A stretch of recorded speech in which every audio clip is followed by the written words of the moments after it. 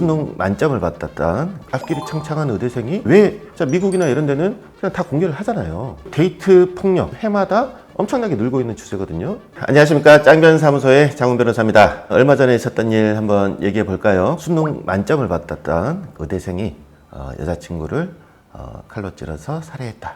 이 얘기가 요즘 이제 핫하죠. 이제 앞길이 창창한 의대생이 왜 여자친구를 그렇게 살해를 했을까? 범행에 사용된 칼도 며칠 전에 구입해서 이게 이제 계획적인 범행 아니냐, 이런 식으로 막 사람들이 많이 관심을 가지고 있는 그런 사건이죠. 사람들이 주로 관심을 갖는 포인트가 의대생의 그런 이제 전문 지식을 이용해서 한 거기 때문에 더 가중 처벌해야 되는 거 아니냐. 거기에 대해서 말씀을 먼저 드리면, 사람 목을 그렇게 여러 번 찌르면요, 사람 다 죽죠. 그리고 목에 이제 경동맥이라는 게 이제 이쪽인데, 목을 찌르다 보면 당연히 경동맥이 찔리지 않겠습니까? 굳이 의대생이어서 경동맥을 찔렀기 때문에 더 가중 처벌돼야 된다, 이건 아니고요. 사람을 그렇게 잔인하게 살해를 했다는 것 자체만으로도 이미 당연히 가중처벌이 돼야 되는 거죠. 그리고 흉기를 미리 구입했다. 이거는 제가 봤을 때도 이제 계획적인 범행으로 볼 만한 그런 사정이긴 합니다. 살인 사건에 있어서 대법원에서 마련해 놓은 양형 기준표에 따르면 우발적인 살인이냐 또는 계획적인 살인이냐, 여기에 따라서 처벌 양형이 달라지게 되어 있습니다. 당연히 계획적인 살인이 더 형량이 높습니다. 네. 근데 이거는 꼭 살인뿐만 아니라 모든 범행이 대부분 다 그래요. 모든 범행이 계획적으로 노리고 했느냐, 아니면은 그 순간 우발적으로 참지 못하고 욱하는 마음에 그런 범행을 저질렀느냐, 이거는 당연히 차이가 있습니다. 네.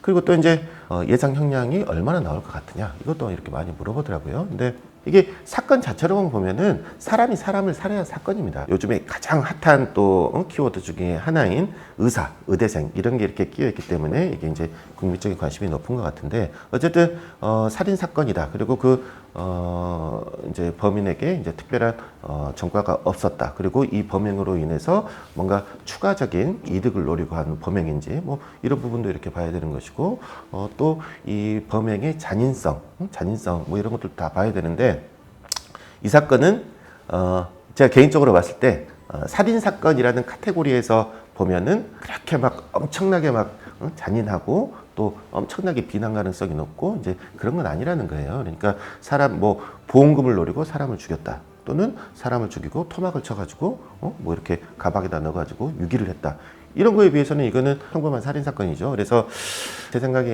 이런 류의 살인 사건은 지금의 이제 그 법원에 이제 양형 내려지는 그런 경향을 봤을 때 20년에서 한 30년 정도 사이 나오지 않을까, 이렇게 예상을 합니다. 만약에 이루어진다면은 더 떨어질 수도 있겠죠. 한 15년 이 정도 나올 수도 있겠죠. 자, 형량 예상은 저는 그 정도로 하고, 신상 정보든 가해자든 피해자든 현재 제도상으로는 이제 공개를 못하게 되어 있고, 함부로 공개하면 처벌받게 되어 있습니다. 근데 이제 공개를 하는 경우에는 신상 정보를 공개하기로 결정한 경우만 이제 그 가해자에 한해서 이제 공개가 되는데, 이 사건은 참 씁쓸하게도 공개할지 말지 결정조차 하지 않겠다. 이 결정할 만한 사안 자체도 안 된다, 이렇게 결정을 했다라고 하는데, 그게 제 개인적으로서는 참 납득하기 어렵고 씁쓸한 그런 상황인 것 같습니다. 자, 미국이나 이런 데는 그냥 다 공개를 하잖아요. 왜 피의자, 범인, 사회에 이렇게 해악을 끼치는 사람들의 인권, 사생활, 왜 이렇게까지 존중할 필요가 있느냐라는 거죠. 이거를 공개를 해야지만 또 사람들이 이제 경종을 느낀단 말이에요. 내가 이런 걸 하면은 내 얼굴이 다 드러나고 내 가족들도 다 얼굴 들고 살기가 어렵게 되고, 내 주변 사람들이 모두 고통을 받을 것이다. 그리고 나는 감옥에 가서 평생 동안 살아야 될 것이다, 또는 사형을 당할 수도 있다, 이런 좀 경각심이 생기게 해야지만 좀 이런 범행이 좀 줄어들지 않을까, 이렇게 생각합니다.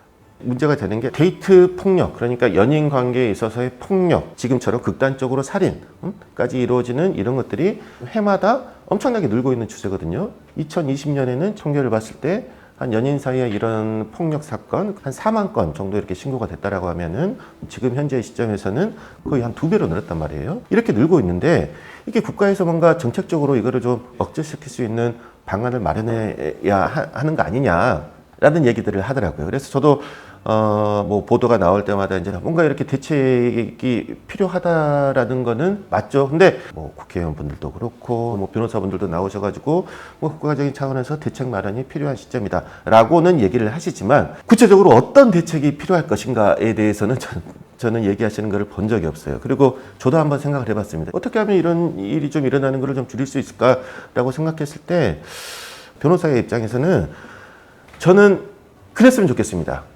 좀 형량을 미국이나 이런 데처럼 좀 세게 해.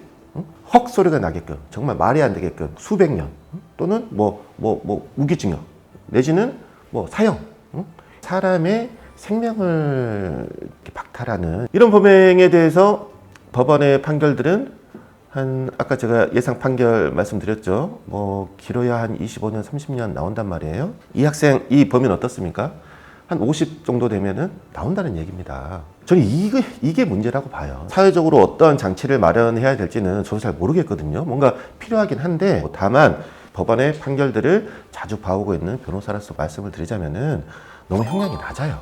우리나라 법원은 좀 그런 것 같아요. 이제 형량을 좀 적게 줘도 될 것 같은 경우에는 너무 또 세요. 예를 들어서 뭐 하루에 뭐 10만 원 정도 이렇게 알바비 받고 보이스피싱 돈 뽑는 그런 친구들 다 실형 막 2년, 3년씩 이렇게 때린단 말이에요. 이런 거는 저는 좀 세다고 생각해요. 하지만 이렇게 정말 극악무도한 사건들의 경우에 뭐 25년, 30년 너무 좀 낮지 않나.